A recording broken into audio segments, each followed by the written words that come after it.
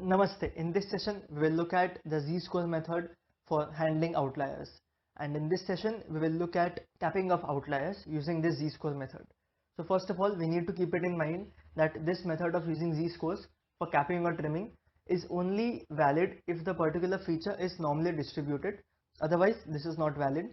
Now we should also ideally split the dataset into training and testing and then apply the outlier engineering techniques only on the training set, because we want to keep the test set untouched until the very end when we do the predictions. Okay, so we do not want to apply the outlier capping or trimming onto the testing set.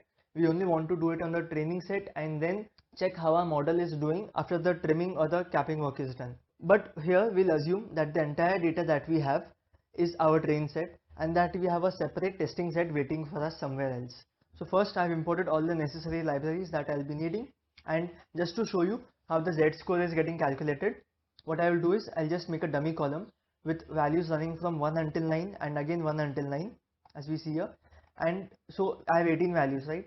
Now to calculate z-score, I simply have to first import the stats module from the scipy.stats, and from the stats I can call the .z-score method and I can just simply pass in this column name. Okay, so once I do that, I'm getting z-scores for each particular value in this column. So how do we know whether this is doing the correct work? Well, we first calculate the mean. We see the mean is 5 of this particular column and standard deviation is 2.5819. So for example, if I want to calculate the z-score of this one value, what I'll do is I'll simply say 1 minus the mean, which is 5, and divided by my standard deviation, which is this value. So I'm getting minus 1.5491, which is what I have here. So this is how Scipy is working behind the scenes to calculate my z-score. Now I'll just show you an example of what happens if I include an outlier point here. Okay, so if I include a point of 100, we can clearly see that it is an outlier. So if I now calculate the z-score of this particular column, we see that the z-score of this 100 value is 4.21. Now since it is lying to the right side of this plus 3 standard deviations, we can safely ignore this outlier point, or so we can trim this or cap this outlier. Now we'll be working on this load diabetes dataset, and I've created an object of this class load diabetes. And if I check what all keys are available in this dictionary of dia, because if I check my dia, it is basically a dictionary having many keys of data, target, etc., and the values contained within that key. Okay, so these are my keys, and the feature vector is in my dia.data and my target is in my dia.target. So I have captured those values in x and y, and I've captured them into a single big array, the data and target. Now if I show you what the plots look like, well, you will see that most of them, they look like almost normally distributed. They are not exactly normally distributed, but they are, verging on being normally distributed, and hence we can think about going ahead and using the z-score method for capping or trimming the outliers. So first we'll look at the capping method.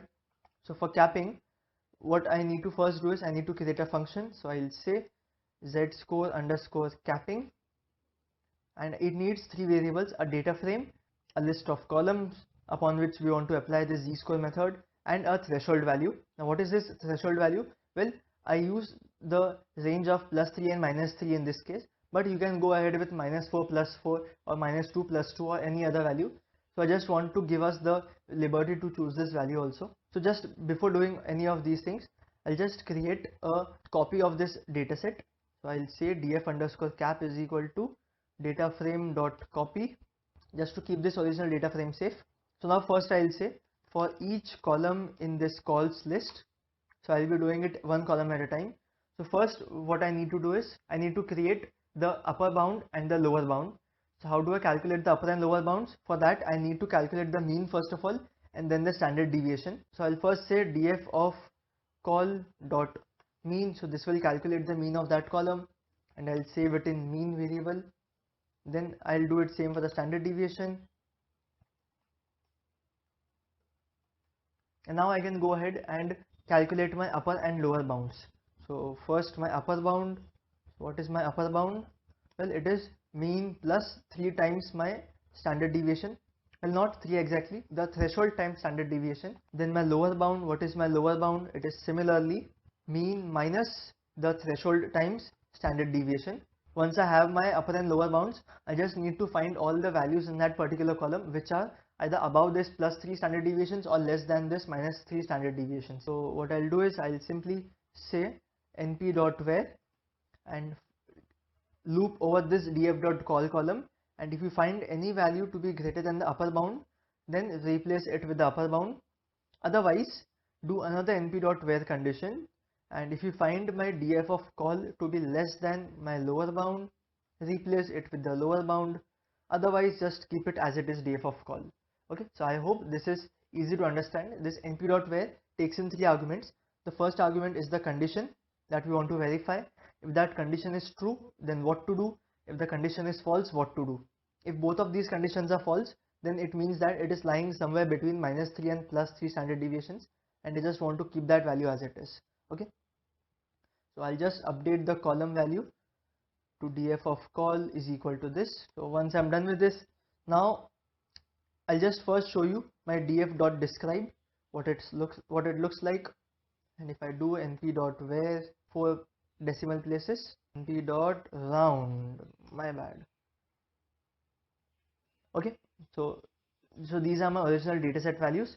Now if I use this function, if I say z-score underscore capping, and if I pass in my df underscore cap dataset, and now my feature vector which is stored in my dia.features feature names, and my threshold value which I'll choose it to be 3 in this case. So once I execute this, well, if I now do df underscore cap dot describe, you'll now see that if I again do np.round and to 4 decimal places, well, you'll now see, for example, if I show you for s1 variable, for example, my maximum for this s1 variable is 0.1539 originally, but after doing the capping, the maximum value becomes 0.1429. So why is that so? Well, if I just check my original mean value, it was nearly 0.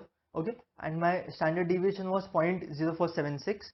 so if I do a mean of 0 plus 3 times my standard deviation, which was 0.0476, if I execute this, I get 0.1428, which is nearly equal to 0.1429. So this is the maximum capping value which my function is doing on this s1 variable, and similarly for other variables as well. Okay, so this is how the capping is working behind the scenes. In the next lecture, we'll look at the z-score trimming.